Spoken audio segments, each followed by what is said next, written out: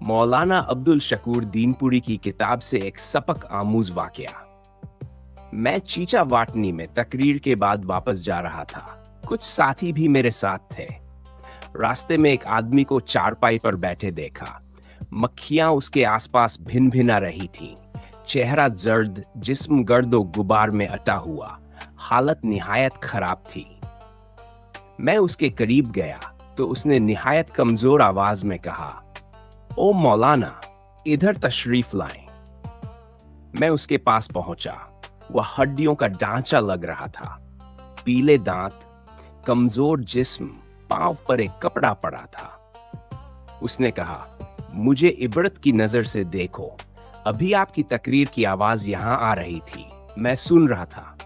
वह दर्द भरी आवाज में बोला, यहां मेरा घर था, दुकान थी, कारोबार था।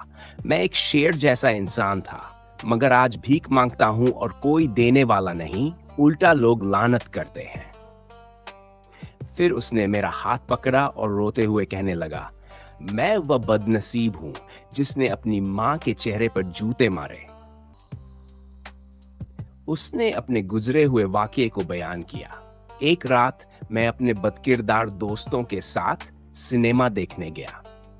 वापसी पर घर पहुंचकर मां से खाना मांगा तो मां ने मुझे शर्म दिलाई। कहा कि सारी रात आवारागर्दी करता है।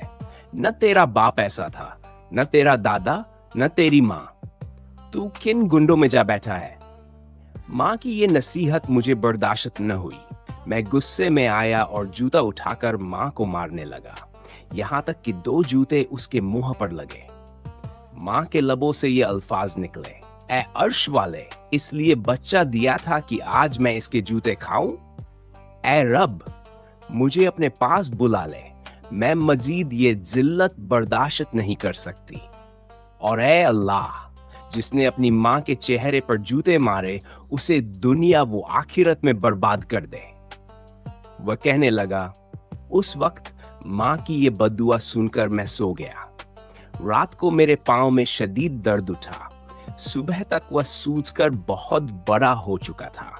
मैं डॉक्टरों के पास गया, लाहौर गया, मुल्तान नश्तर अस्पताल गया, लेकिन इलाज न हुआ।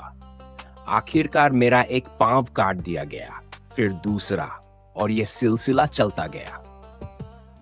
उसने अपना कपड़ा हटाया, उसके जख्मों से पीप बह रही थी। वह बोला, ये जख्म नहीं, मां की बद्दुआ है, अल्लाह का कहर है। मां तो 1 हफ्ते में रो रो कर दुनिया से चली गई। जायदाद चली गई, बीवी चली गई, बेटे छोड़ गए। 4 साल से मैं यहां पड़ा हूं, जख्मों से पीप बहती है। ऐसा लगता है जैसे हर वक्त कुत्ते काट रहे हैं। नींद नहीं आती।